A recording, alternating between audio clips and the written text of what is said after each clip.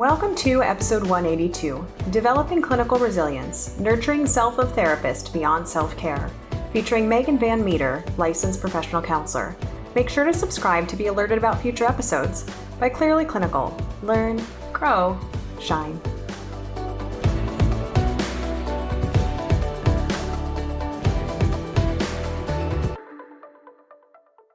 This episode is proudly sponsored by Best Notes Electronic Health Record, software built for practices poised for growth and compliance. Visit bestnotes.com/clearlyclinical for a free demonstration.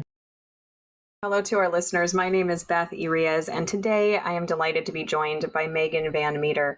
She is a multi-licensed art therapist. She is an LPC as well as a licensed mental health counselor, and she is particularly interested in understanding the person of the therapist and what therapy work does to us as helping professionals and how we avoid the traps of things like burnout. Thank you so much for joining us today, Megan. I'm happy to have you. Oh, I am so glad to be here. Thank you. So why don't you take a little time and tell our listeners how you became to have this specialization and understanding the impact of self as therapist on our work and on our clinical outcomes. Yeah, I was trained outside the box. My master's degree is in art therapy, and that program was very experiential, and we had to learn about the person behind the therapist first. We had to be in therapy before we could even start our internships. And everything that was done in class, we were the test subjects. We ran things on each other. We knew all about each other's business. And I got out into the world of employment right as managed care was taking over. So I was kind of ousted from the get-go and sent to the sides, told I was not really a therapist. And I got to watch mainstream mental health and watch the struggles happen in a way that made me wonder, did their programs fortify them from the inside out? And then, through the magic of inclusive licensure, I got to be part of the main circus. And from there, I was attending continuing ed opportunities with therapists I could tell were just hungry for techniques, any techniques that will make me a better therapist. Just this automatic assumption that I'm not good enough just filled the room. And again, I wondered, did their training programs not fortify them from the inside out first?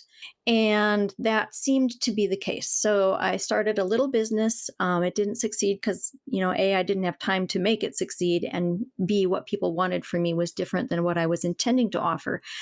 But it was experiential professional development for therapists to learn about the person of the therapist. You are the tool. You walk into the therapy session, you're the embodiment of therapy. It's not about your techniques and who you studied under and all of that business. So I was trying to introduce people experientially to find their strengths and own their strengths and adopt a healthier mindset of, I am good enough. I can do this work competently.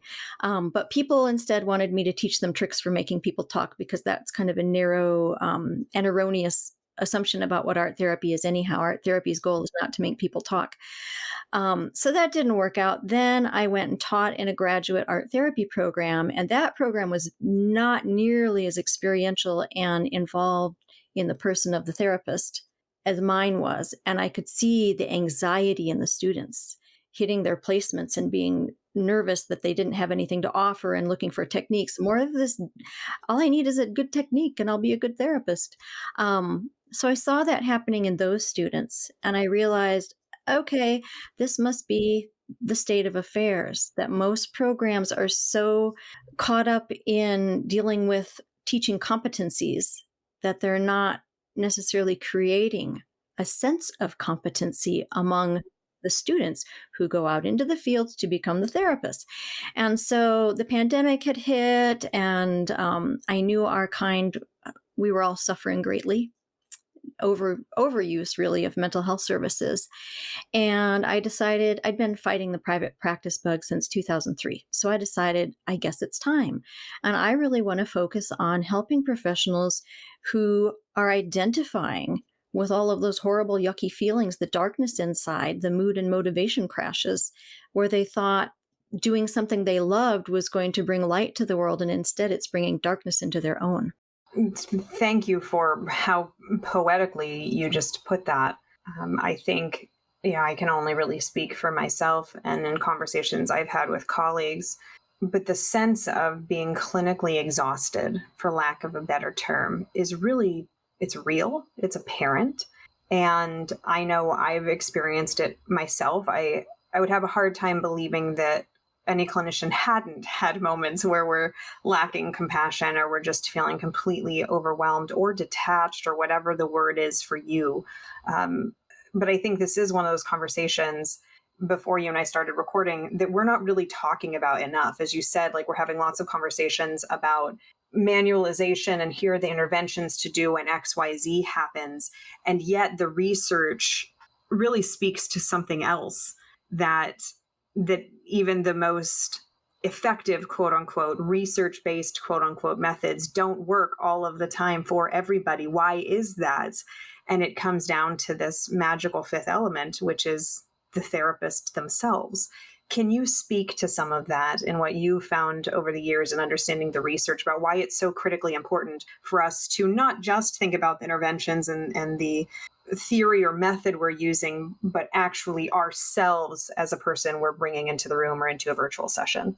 Yeah, and that has actually received research attention. Probably the most, I don't know, I guess we'll say wicked one out there is Bruce Wampole, um, who really has his background is in math, so he does data, and he has sort of deconstructed um, mental health standards with so-called evidence-based practices and the research on those, and is saying you are not examining the role of the person of the therapist.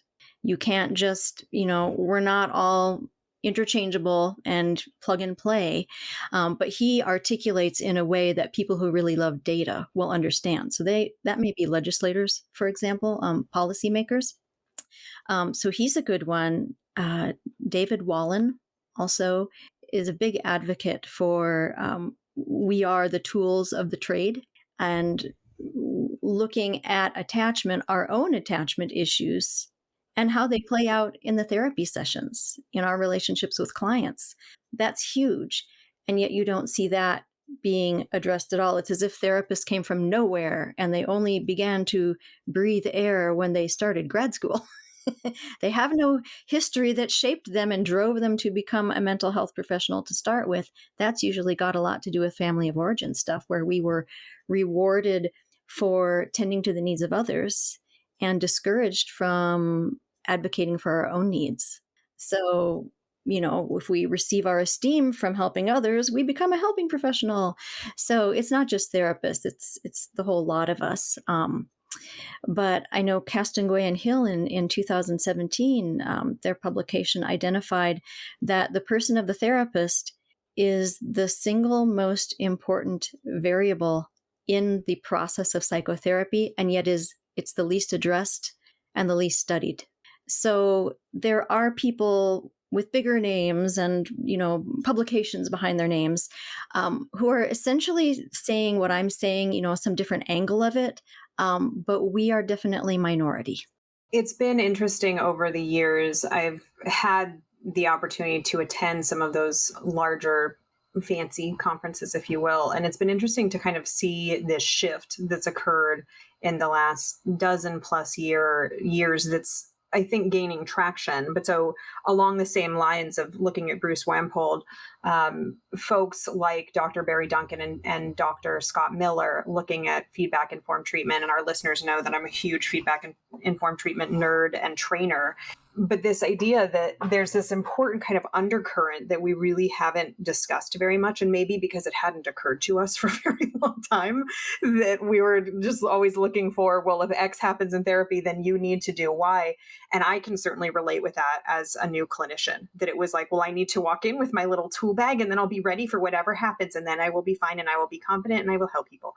And that these are the messages that we're getting often from the outside and also internally, but that they're missing the mark when we're looking at the research, which is not to say that the interventions don't matter, but that they're not the critical element.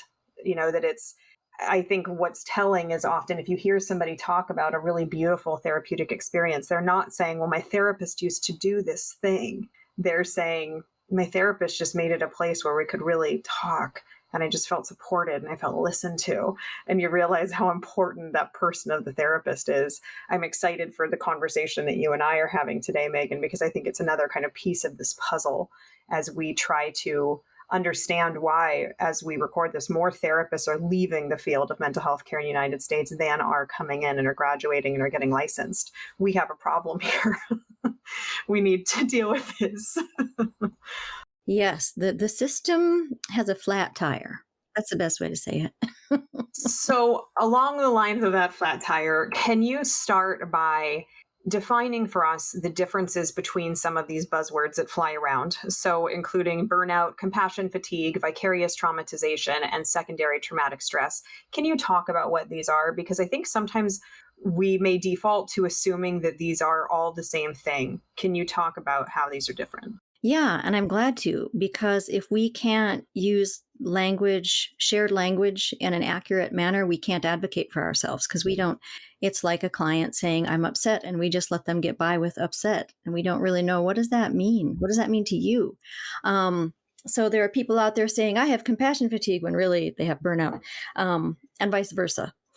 So essentially, the term burnout was coined by a psychoanalyst, Freudenberger, back in the 70s, who noted that his colleagues just kind of went dark. Mood and motivation went dark in response to the helping work they were doing. So the term started with us, yet the research on it is more in the nurse and physician realm, and it's still been left to die as far as mental health professionals go, which is very sad. But to further differentiate among these four different things, I'll start with compassion fatigue. Compassion fatigue is that sense of exhaustion. It's the overwhelming physical and emotional exhaustion from using empathy in your work with others. Then we move on to vicarious traumatization. While compassion fatigue has emotional and physical components, vicarious traumatization is more intellectual.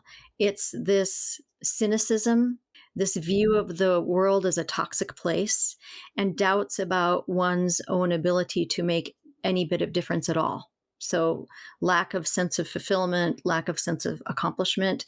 It's really the thought process has become dark and distorted. And then secondary traumatic stress is your client's traumatic stories, or if you're an art therapist, perhaps you're seeing traumatic images. You've got traumatic stories and or images running around in your nervous system. And you're starting to perhaps experience triggers. And intellectually, I never went through the trauma, but you've been exposed to someone else's in such a viscerally real way that now it's kind of yours. And the nature of the work that we do puts us at risk for compassion fatigue, for vicarious traumatization, and for secondary traumatic stress. It doesn't matter where you work, the work we do puts us at risk for impairment in these three ways. Burnout is the frosting on the cake.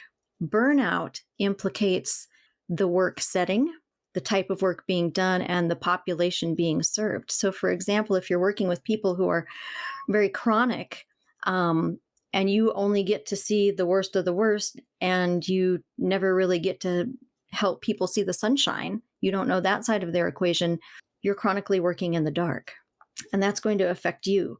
If you are in a place that is not at all administratively supportive, or you have unrealistic expectations imposed upon you, congratulations. That's a setup for burnout. You're already at risk for those other three. I call them companion syndromes: compassion fatigue, vicarious traumatization, and secondary traumatic stress.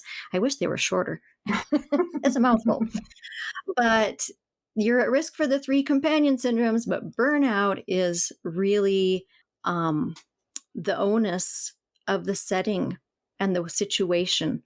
So unfortunately, what happens is a lot of clinicians who experience burnout in their setting So when I say burnout, I mean they've also got one of the companion syndromes. You don't have burnout alone, but they decide I can't take this anymore. I'm going to go into private practice and make things right. I'm going to create a situation where I'm providing therapy according to the standards I believe need to be upheld. So they go and set up their private practice. And what they don't realize is they've internalized the institutional values they were raised with. And part of this comes from family of origin, part comes from the graduate program and the internship placement settings and everything that comes after you graduate from grad school. But they take these values with them into their private practice and run themselves into the ground, believing they have to see every client who calls, regardless of, are you a good fit for this person's needs even? Does this sound like someone you can help lead to great outcomes? Because if we're just taking everybody and anybody, we're not necessarily helping the majority of our caseload get to great outcomes. And that comes back to us as, I'm a terrible clinician. When maybe we weren't, because we didn't know much about ourselves as a person of the therapist to start with, we're not filtering the people who call. It's just one example of how these institutionalized values come with us into private practice and undermine us. You present this so simply, and also knowing that the actual manifestation of these ideas can be so complex. What do you find are some of the markers of burnout and these companion syndromes that maybe clinicians are missing? It's like, I think, are we looking for something really obvious where it's like, oh, well, and then I cussed out my client. It's like, like we know we've crossed the line there. But what are the other kind of much more covert ways that this plays out either internally in the self of therapist or in the therapy room or in the therapeutic relationship?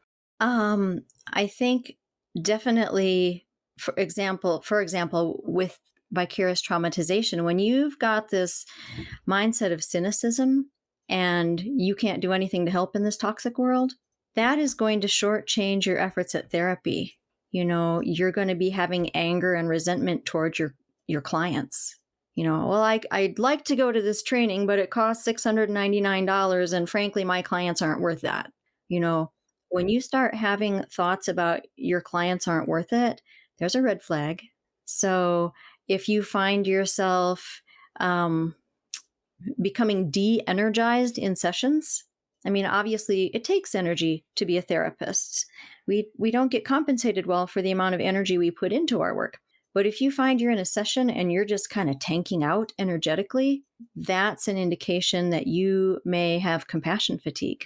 So, those are kind of two golden standards. Is there resentment? Are we shortchanging our clients? Are we sort of not presenting them with the energy that they deserve to be presented with? Because we gave at the office 10 years ago, we don't have anymore. Those are probably the two big ones. One thing that occurs to me, I'm curious how you think on this, and if you know any specifics, great, share them, but otherwise, if it's just opinion, what about for the clinician who feels like in general they may not hit the marker of being burnt out, quote unquote, but they notice a notable energy change or investment change with a specific client or with a handful of clients that maybe have commonalities? Is compassion fatigue relationally specific? I don't believe I've ever seen any research on that, so this is opinion. I think if you're noticing it with certain clients, that is some lovely voice inside you speaking and saying, hey, I don't think this is my ideal client, or hey, I need more supervision in working with this type of client. Because usually compassion fatigue is sort of like the whole kit and caboodle. Like you might still enjoy your clients, you might still care deeply for them, but you're just exhausted. This day and age, we're really good at using this language. And I don't know who came up with it, maybe you do, but the ultimate buzzword of self-care. Yes, your eyes close, you go, And I've certainly seen that term used in ways that are meant to be incredibly helpful and sometimes are really missing the mark because at certain times in our lives, there's no amount of self-care that's going to bring us back from a dark night of the soul. And that's speaking like as a fellow human. And I think most people could relate with that. Can you give me your reaction to the term self-care and how you see this kind of playing into these ideas about burnout, compassion fatigue, vicarious traumatization. Yeah, I do not know who invented that. It's a lovely idea in theory. We want to teach our clients to take care of themselves on all fronts, physically, emotionally, and intellectually. But if it's so important for us to be practicing self care, why hasn't anyone taken the time to nail it down and define it and give Mm. us the proper dosage? If it's a treatment, why don't we know the dosage? What's the strength that I need? What's the frequency I need? What's the duration I need? And that's not out there. It doesn't exist. It's a unicorn. And sadly, self care got latched onto quite strongly by the industry, the system, which puts the onus back on the clinician. Like, oh, if you're burning out, you need to practice more self care. It's your problem. It's nothing to do with us and our unrealistic expectations and unreasonable demands. So it puts the power in the wrong place. And we helping professionals do tend to take responsibility. It's kind of a family of origin thing. We take responsibility for things that maybe aren't ours to take responsibility for. And you see people knocking themselves out trying to practice self-care and then feeling absolutely deficient. It just adds to this sense of I'm not competent. I can't burn enough incense to make my work enjoyable. And when you stop and think about how we are rewarded for selflessness, how can a person without a self practice self-care? That doesn't make any sense. And I think that's something a lot of therapists haven't connected those dots yet, because if they did, they'd be a little mad. Because it doesn't connect. It doesn't connect. It doesn't make any sense. I'm not supposed to have a self and I'm supposed to practice self-care. Okay. So I don't advocate for self-care.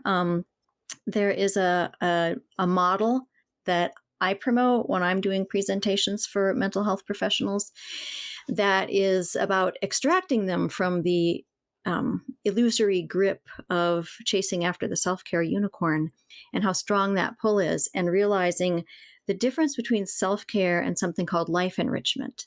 And this comes from a published book by a friend and colleague of mine, Lisa Hines. The name is Beyond Self-Care for Helping Professionals. The subtitle is The Expressive Therapies Continuum and the Life Enrichment Model. And she is an art therapist too. We trained at the same place under the same people who developed this pan-theoretical, integrative, very ahead of its time model that has only in more recent years become popular in the art therapy profession because it is so on target with its integrative focus and how it matches advances in clinical neuroscience. So this model, originally the expressive therapies continuum, she has twisted into the life enrichment model to make it very applicable in a non-clinical sense for helping professionals to make sure that they are not striving to do self-care, but to actually enrich their lives. So the difference is self-care is, are you sleeping enough? Are you tending to healthy relations and distancing yourself from unhealthy relations? Are you getting enough of the right foods? It's the basic, this is what we're supposed to be doing anyhow. We're not all doing it, but this is what it means to take care of yourself. And that doesn't build a reserve of resilience to go in there and create better outcomes for yourself so you can create better outcomes for your clients. Life enrichment gives you that reserve. And this is based on research that she did, studies that she looked into related to environmental enrichment is something that helps prevent people from habituation and monotony and getting into bad habits, which is what occurs. So self-care, for example, if someone is really strong in, their favorite thing for self-care is going out for double-decker nachos or whatever, then what happens when their favorite restaurant stops serving that? They don't have that tool anymore. So, I can't practice self-care. I'm sunk. And also there's habituation in which you've been so overexposed to the stimulus that you're not responding to it anymore. So your one self-care tool no longer has the desired effect What are you going to do? And the opposite of that is enrichment. So you're really making sure that you are expanding yourself in a variety of different ways in order to create this internal reservoir. Thank you for explaining kind of the differences between self-care, which it sounds like more of kind of box checking. So initially becomes that my basic physiological needs are met. So I have shelter, I have someplace safe where I can house myself, I eat, I sleep, and then the addition, hopefully, of some meaning and nurturance, I guess, is what comes up for me when I think about like what's intended by the phrase self-care. Can you give us some examples of what a life enrichment activity really looks like? Like, what is that? Yeah. Um, so in the book, if you can, this is helpful to envision, visualize things. So it's not all abstract. But if you imagine a circle and then divide it up into 6 pieces of pie, 6 even pieces of pie, and these are 6 different types of information processing within the nervous system that are essential for optimal functioning. And we're all strong in some and not so strong in others. So if you take that piece of pie or the circle, divide it up into the 6 pieces of pie and label them. Pick a piece of pie and call it movement. And then pick its opposite piece of pie. Call that sensation. So there you've got your two poles of your physical needs. One is going to be about muscular output and regulating your energy and tension. And sensory is going to be about self-soothing and increasing your focus and concentration. So pick another piece of pie, call it pattern and routine. And then its opposite piece of pie is called emotion. And both of those actually focus on emotional information processing. Pattern and routine, mainstream psychotherapy hasn't really caught on to the role of perception in a person's mental world, but it is part of containment, emotional containment. It's looking at patterns, underlying patterns. For example, the pandemic came and killed all of our daily patterns. So we didn't have containment anymore, and we rushed into anxiety and in some cases depression. So we need that containment in order to regulate. And so part of healthy information processing in life enrichment is making sure you have pattern and routine in your life. And then the opposite piece of pie is emotion. That's going to be more of what we think of with affect, mood, and motivation. And they both have healing properties. For pattern and routine, it's helping us really detect boundaries and limits. And with emotion, it's really about the ability to tap into what's happening inside and to connect with the internal worlds of others. And then if we take the last 2 pieces of pie, one of them is going to be intellect, and the opposite piece is going to be symbolism. And these are based on intellectual information processing, where cognitive is what it sounds like. It's logical, linear, language-based.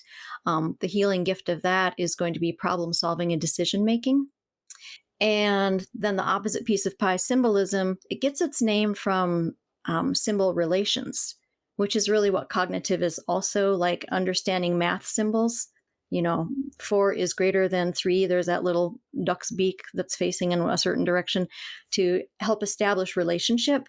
Cognition is about pulling concepts together and understanding the relatedness. But in this life enrichment circle, cognition is very objective. It's how the world works. Whereas symbolism is how my internal world works. So the gift of that is going to be insight and intuition.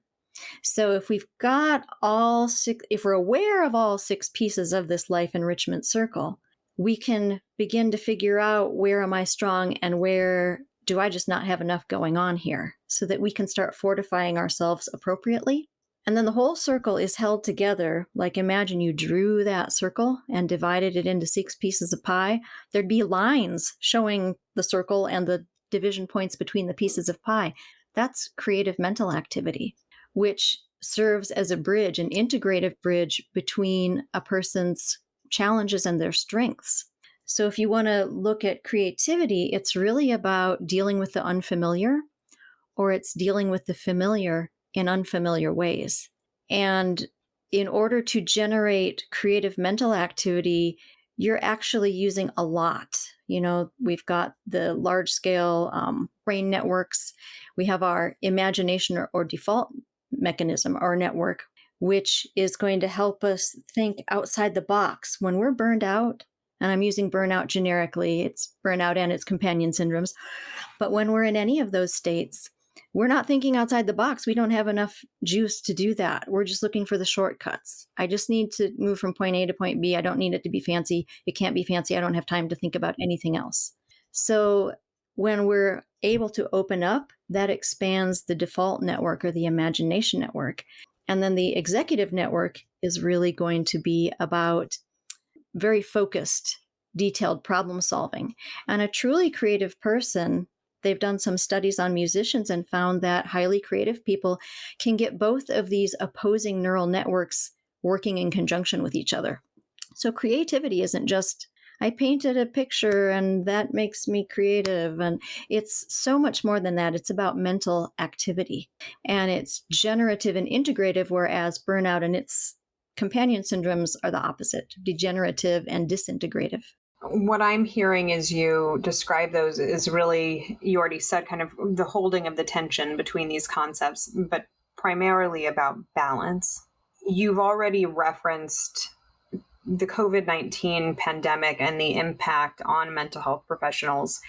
Can we carve out a minute to kind of talk about your conceptualization of what just a pandemic as being, let's just say, a relatable example that everybody is familiar with? When you're thinking about the life enrichment model, and then you layer on the complexity brought on by the pandemic, you already talked about some of it, of like the loss of pattern and routine. It's like how many of us have wiped down our cereal boxes with Clorox wipes before, how many of us are afraid to check the mail. Like, it's like, I look back on those early days in the conversations and go, well, that was unusual. What are some of those impacts? Because I think sometimes it's easy for us to forget how much these things are throwing us out of balance, not just as practitioners, but as like human beings. Yeah. And I think the routine and pattern section of the pie in the life enrichment model is the best place to start talking about that, because it represents perceptual information processing, which is largely non-conscious. And yet it's how we internalize the external world. So it's huge in an individual's mental world. What are we internalizing? And so that we had patterns and routine, they were not necessarily optimal. And the book that Lisa Hines published that I referenced, that's a 2019 publication. So that was before the pandemic kicked in, when we were already struggling with pattern and routine that wasn't necessarily optimal. And the pandemic came, and what we were then forced to internalize was just complete chaos. And our own fear. We were dealing with the fears of society as we saw it portrayed in the media, the fears of our clients as they came to us, or if I was teaching at the time. So the fears of our students, our future mental health professionals, where were we supposed to go? Who was going to take care of us when everyone looked to us to somehow reestablish pattern and routine? But we didn't have any either. When you do not have effective pattern and routine going, there's emotional disequilibrium. That whole emotional information processing is going to be challenged. So the uptick in depression and anxiety was happening to us as a profession, not just to society. But the loss of sufficient pattern and routine also impacts our cognitive abilities. So decision making, problem solving, just connecting the dots intellectually was harder for us. And yet our clients were coming to us, or our graduate students were coming to us looking for answers, looking, so many on-site supervisors and faculty supervisors of graduate interns were dealing with, how do we do internship when we're not doing in-person therapy anymore and the facility doesn't have the capacity for telehealth? It was just crazy, the problem solving that we were thrown into as clinicians as a whole, while dealing with the quicksand that we were standing in. We had no platform for making those decisions in the most informed way. There wasn't the information. They're really complicated concepts that I don't think we as a profession talk about in a preventative and early intervention way. Like what I'm thinking about in addition to the pandemic, checked the news in the last few days, seeing headlines about another mass shooting, and I'm automatically taken back to the mass shooting that we had in my community. And that following day, here I am as a professional asked by one of the colleges locally to come and do a group with the students who had been affected, who had lost some of their colleagues and peers during our mass shooting. And aware as it was unfolding of this parallel process of here I am walking in carrying my own grief that I'm still very much sorting through, while also appreciating the grief of these people around me that I've been asked to help, where I'm uniquely qualified because of past life experiences, volunteer opportunities, trainings, yada, yada, yada. And in that moment, the appreciation of like, not just like self as therapist, but just self, and almost like the war between self as therapist and self, in exactly what you said, where it was like, well, who's going to take care of me? And like, I remember he didn't laugh, but I remember it when I had the opportunity to interview Dr. Irv Yalom. I made a joke about like, so who's your therapist? Because like here you are talking to who many of us would consider like one of the grandparents of psychotherapy as we know it. And it's like, and here's he talking about his own experience in needing someone to talk to and a psychotherapist, and kind of this I'll scratch your back, you scratch mine idea. But like, how do any of us take care of ourselves while we're so tasked with taking care of others? And I've had that thought myself in changes in my caseload over the years. Just this appreciation of, regardless of how many stories you're holding, whether it's supervisees or students or patients or clients, participants, whatever language you use as you move through the world as a mental health professional, these are all stories, like stories that we're storing in our hearts. And myself in moments feeling like I'm buckling under the weight of the stories, and how much more profound that is when I too am questioning my beliefs and my values, and I may be cynical about the world and not knowing how to make sense of whatever I'm going through, whether or not it's a parallel process with what is going on in the community around me. Yeah, that's huge. I mean, that's existential. Yeah. I just got very heady. But it's what we were forced into. And, I think our kind received way less attention from the media than physicians did. At the height of the pandemic, everyone was looking to the local physician for answers, and they didn't know. They never encountered this thing before. And their mental health rates weren't so good prior to the pandemic. The pandemic really ripped the Band-Aid off to expose all of the vulnerabilities among helping professionals in general. The teachers had it bad. They were caught between, warring factions of parents who weren't that concerned about the safety of the school faculty. All helping professionals really took a hit because of the pandemic, and it underscored how the system has not been set up to really adequately support and sustain our kind. I mean, there's a paycheck, there's benefits, that sort of thing. But when we look at the difference between self-sacrifice and self-sustenance, it's very different. And we're called, in our role as helping professionals, oftentimes it's to sacrifice. How many of us have worked in places where we were trained how to deal with physically aggressive and combative people? Like the expectation is you could have a broken quietly. Arm. Right. Raise all your limbs. I look back and think, wow, the expectation was that we should, it's going to come. People are going to throw a punch at you. It's not just going to be a verbal assault. You got to know what to do for the physical, but you have to do it in these certain ways. Otherwise, the facility won't stand behind you.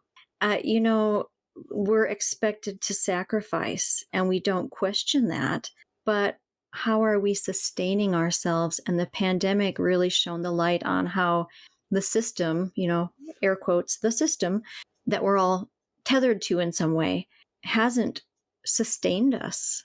Without our magic wands to be able to magically change said system, then it becomes another to do for mental health professionals. So I can see somebody listening to this conversation. I can see people that are like, pause, hold on, I need to go cry. And, and I can also hear like, pause, great, one more thing I have to do because the system isn't set up to adequately support me. How do you respond to that? Where it's like, okay, so like here it's already let you down, but here do more. And I think that's probably part of the reason why you're saying like, let's get away from the self-care paradigm. But please speak to that. Yes, this is where the hope comes in, actually. So, for anyone who's like running for facial tissue right now, grab it and come back because there's hope. That's what creative mental activity is. If there's no hope, you don't need to create. To create is to generate, it's to generate the new. And we all have that inside of ourselves. And Castonguay and Hill's work in 2017 did identify that creativity is part of what is necessary to help a clinician flourish. And that a lot of the information that we've swallowed as germane truth is don't be creative with your clients because that's not evidence-based. And actually, that's having a deleterious effect on us, this constant marching to evidence-based and fearing our own imaginations and responsiveness in sessions. So we need that creativity. I'll walk you quickly through a model from 1926, not by a therapist, a man named Graham Wallace. And he was looking at how do people think? Like, how do new ideas come into existence? What is this? And so his work is called The Art of Thought. It got republished in 2018. And he's got 4 stages of what he calls the creative process that sounds just like therapy to me. But if the therapist isn't creative, that's where it starts, separating from Wallace's model of the creative process. But the first step is called preparation. Preparation is where you find your problem. What is the problem? Well, we found our problem. It's the system as we know it is kind of impairing us and discouraging us from working while impaired. So we practice self-care, but we don't know what that is. All this is the problem. Great. If you know what the problem is, you're ready for the next stage. The next stage of the creative process is called incubation. And we hate that. Incubation is about anxiety and ambiguity because we don't know when it's going to end. That's the problem. And we don't like that in our sessions. We like helping our clients clarify the issue. That's preparation. Incubation is where it seems like there's no therapeutic movement whatsoever. The client is wandering around in circles. And we do that in our own lives too. We've identified the problem, but should we approach it this way, that way? We're not sure. And in incubation, it lasts as long as it needs to. So we need to honor that and take it into consideration and build it into our process. So we can, instead of looking at, oh no, something's failing, it's like, no, this is right where we're supposed to be. We're in incubation, which is the stage before illumination. That's the one, that's the light bulb over your head. Aha, I know what to do about the problem. And we love it when our clients come into the office with their illuminations or when the illuminations happen in therapy. But illumination only happened because of the incubation process. And then we have the 4th phase, which is verification. And that's where we test it out. So we had our great illuminating idea. Now let's run it and see what happens. Sometimes it works great and we can high five each other. And sometimes, oh, it didn't work so well. So we have to go back to some earlier stage in the creative process, but it just kind of ebbs and flows and is natural. And I think if more therapists can look upon their work as part of a creative process, they will begin to think outside their own box. So many therapists claim they're not creative because they've got very narrow ideas about what that even means. But if we start to cultivate our own creative mental activity and let it come over into our therapy sessions with clients, this doesn't mean it's the opposite of evidence-based. That has nothing to do with it. It's sort of like if you wear a white shirt, is that in opposition to evidence-based treatment? Not that we know of. It's something totally different. So there is hope if we can nurture our creativity. That's really what the life enrichment model is positing, that if we can bring creativity back into our own self identities and our own practices, that is going to create the reserve we need to get through the lows that inevitably come with our career. And when we're creative, we can start creating other ways of looking at our situation and developing other solutions. So I see the hope as being, yeah, it's kind of on the ground, in the trenches, therapist by therapist, having this shift in perspective. That's where the hope comes from. Building on that idea, and again, this is probably more opinion based. When we look at the research about these concepts, how many clinicians self-identify as having experienced burnout or compassion fatigue, or, insert term here. And you see that a large minority, if not the majority, somehow endorse these ideas. I'm thinking about a different stage-based model, but I'm thinking of stages of change, and speaking as someone who's worked in the addiction field for quite a while. One of the ideas that keeps coming up is the concept of lapse or relapse, and our ability to step outside this cycle, and then we get back into pre-contemplation and contemplation, and we go through these things again, and that this is basically an expected part.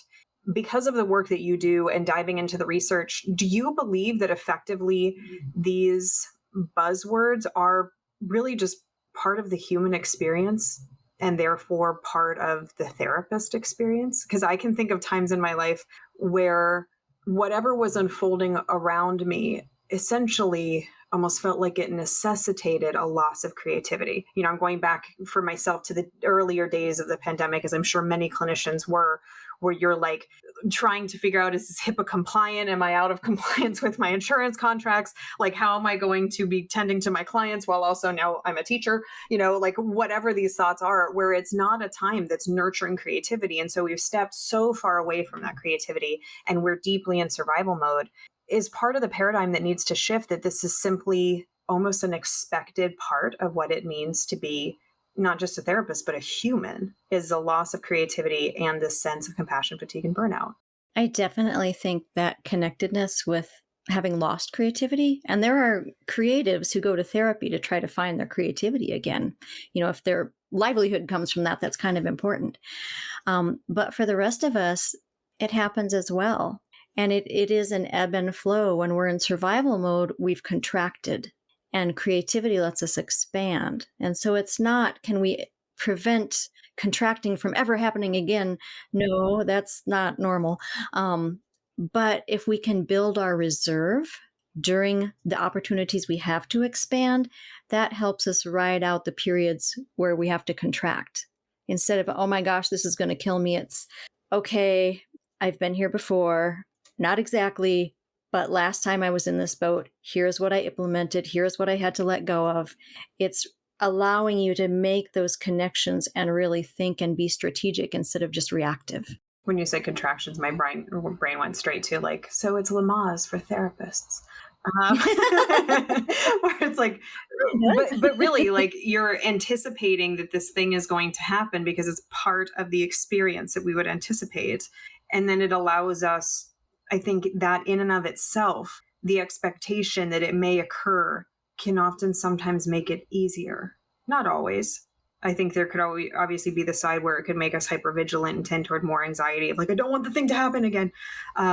But also inside that is a possibility of building in systems where it becomes more reflective. I was a co-trainer with a colleague of mine who's presented on the platform before, named Robert Scholes, and he uses the book called Black Box Thinking to talk about these concepts, and how like the flight industry after a incident will try to really deconstruct, how did we get here and how do we avoid it next time for everybody's safety. And that this book is looking at that idea in application to our lives as a whole, of when things have gone wrong, what do we learn from them? Gone wrong being relative, but what do we learn so we can carry forward? And I think anybody listening has probably experienced dark night of the soul. And then what I'm hearing from you is kind of, how do we create ways for us to manage that when it happens, or how do we even become cognizant of the fact that maybe we're in it even as we speak and not necessarily admitting, because we're so conditioned to say, I can do anything, and of course I'll sign right here, and I'll be the best that you can ever be, and I'm going to keep getting gold stars all the time, that we have difficulty acknowledging often when we have a hard time and when we're suffering. Definitely. Definitely. I think that's, I don't know that there's scientific evidence, but I think that's kind of a common denominator among helping professionals is we get our esteem from helping others. So, and we genuinely care and we want to help. And then when we can't, because of a fire hose being pointed in our direction, we feel like the failures. And I think it's healthier if you go back to the Wallace model of creativity, to just know every time you hit verification and do the high five thing, yay, my light bulb moment gave me the light I needed to solve this problem. It worked out great. There's always going to be another problem to find. I think our culture is very big on the idea that we should be able to manage all of our challenges once and for all, and then it'll be good, just like a TV commercial. And the reality is, no, we're going to face challenges and obstacles throughout our lives. It doesn't matter how much money you have in the bank or don't. It doesn't matter what your educational degree is. There's going to be challenges. So it's not, did you or did you not have challenges? It's how did you rise to the occasion? And self-care is not proactive. It's not preventative. It's more reactive and grasping at straws because someone said it would work. Whereas taking the life enrichment approach is much more about preventative and proactive measures with the expectation. It's sort of like saving for a rainy day. There's going to be a rainy day. That's why you're saving. With that in mind, if we're looking through the lens of life enrichment, what do life enriching interventions, activities look like? Well, when I am working with people in like workshops, what I'll do is I'll take them on a quick tour. I like crowdsourcing. So they're sharing their own ideas, identifying which pieces of pie they're really strong in and where they've got a deficit so they can share their strengths with others. So here's something I do that is meeting my needs in the, say, routine and pattern department. But I have to jumpstart the conversation with, here are quick examples. So for movement, the idea behind life enrichment is you're already doing things to enrich your life and you're not even paying attention. So part of it is directing your attention to these small, subtle things you can do to really be a game changer. It doesn't have to be running out to a spa massage for an hour and a half. It can be something as simple as what you're already doing. So for movement, if you have to go to a store, when you're driving there, you park your car. You can park far away from the door and really just experience moving and being in your body. That's not going out of the way. It's very easy to do. For sensation, there are a lot of coffee drinkers in this country. What if instead of quit getting your brew and sucking it down, if you took the time to hold it in your hands and feel the warmth? And what if you smelled it before ingesting? You already have the coffee, so this is not going out of your way. It's just taking the time to intentionally put your focus there and derive the data from your hands, your nose. For routine and pattern, it's a common prescription for people with depression, but we can do it too. What if you organized your sock drawer? You have to put away your laundry. So instead of just opening a drawer and cramming it all in and hoping nothing falls out, what if instead you organized according to pattern or color, or you're the one who gets to call the shots, but you have to put your socks away anyhow? What if you made order out of chaos? And then take in what that information does to your internal world. We're looking for internal shifts here. For emotion, beauty, neuroaesthetics is its own field. So when we take in visually a thing of beauty, that creates a lift inside. I keep a bouquet of fresh flowers at my desk at all times. So I can just look away. I do telehealth. I can look away from my client's face and at the bouquet of flowers if I need a pop.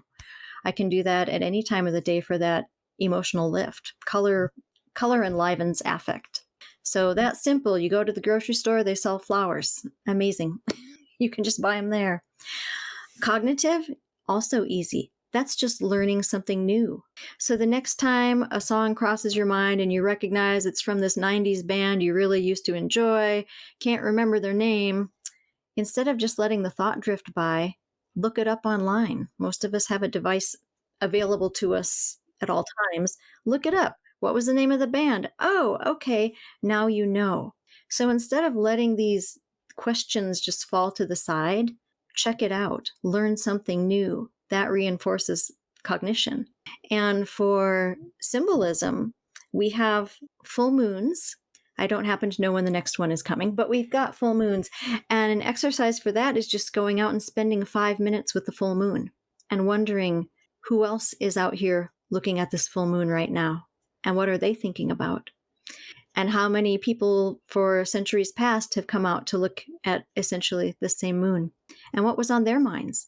That starts taking you outside of the world of nuts and bolts of daily everything, outside yourself into really the cosmos and that more soulful spiritual place inside where you can start developing that relationship with self and some insight and self-awareness. And then for creativity, a simple hack is if you're driving from point A to point B and it's old hat to you, it's habitual, what if you took a different route? What if you spent 5 extra minutes wandering through a neighborhood instead of going through the main roads and just seeing something new? You might discover a new little market you didn't know existed, a new little playground you could take your kids or grandkids to. Oh, a fascinating paint job with, maybe some information about the people who just did the paint job that you can have done to your house. It's just new data, and our brains crave novelty. And burnout is essentially linked to the lack of novelty, or a fire hose of such novelty that we can't process it at all. So those are quick hacks. Thank you. I appreciate those hacks, and I appreciate the reminder about the simplicity, because I think that's one of the real drawbacks of the self-care model is it somehow can get boiled down to, well, like, we need to get our nails done.